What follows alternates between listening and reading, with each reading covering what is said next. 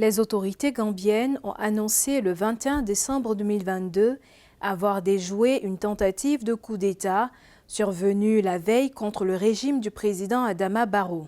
Selon les forces armées gambiennes, 4 soldats auraient été arrêtés et 3 autres complices seraient encore recherchés.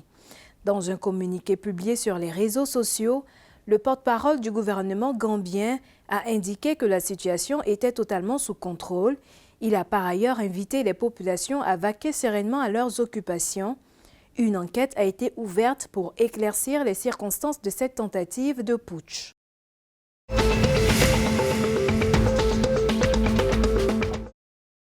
Ce sont au total 123,310 milliards de francs CFA qui ont été mobilisés par le Trésor public malien sur le marché financier de l'Union monétaire ouest-africaine au titre de l'emprunt obligataire par appel public à l'épargne lancé le 21 novembre 2022 et qui a été clôturé le 2 décembre 2022.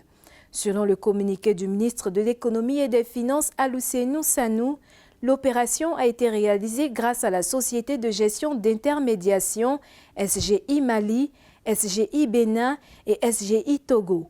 Le montant mobilisé reparti en 2 tranches, dont 70 milliards de francs CFA au taux de 6,30% avec une maturité de 10 ans et 50 milliards de francs CFA au taux de 6,20% avec une maturité de 7 ans, intervient dans un contexte économique marqué notamment par la hausse des prix et la rareté des ressources financières.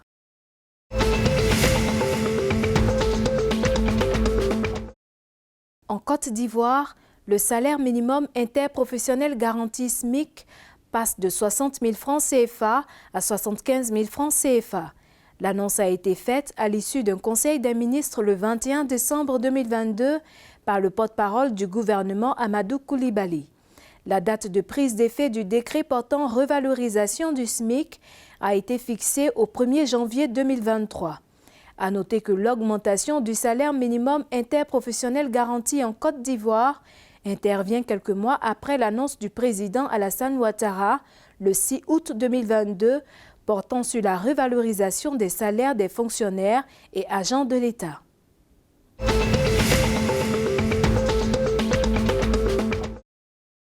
La récolte de riz paddy au Niger a atteint 149 626 tonnes au cours de la campagne 2022.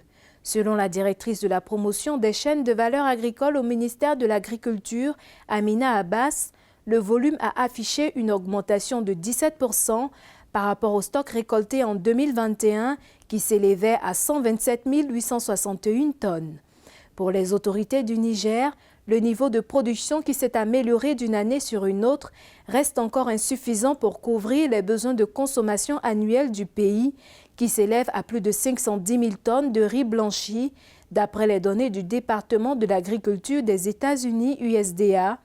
À noter qu'une stratégie nationale de développement de la riziculture avait été lancée en septembre 2022 par les autorités nigériennes. D'un coût total de 635 millions de dollars, ce programme de 10 ans devrait permettre de multiplier par 10 le niveau actuel de l'offre locale de riz paddy d'ici à l'horizon 2032.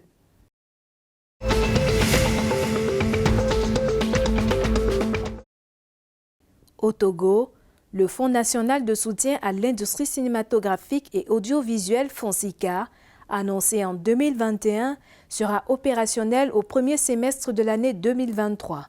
Selon l'exécutif togolais, le fonds destiné exclusivement au secteur togolais du 7e art, de l'audiovisuel et de l'image animée devrait permettre le renforcement et l'autonomisation du sous-secteur du cinéma et contribuer à l'émergence des industries culturelles et créatives pourvoyeuses d'emplois et de richesses.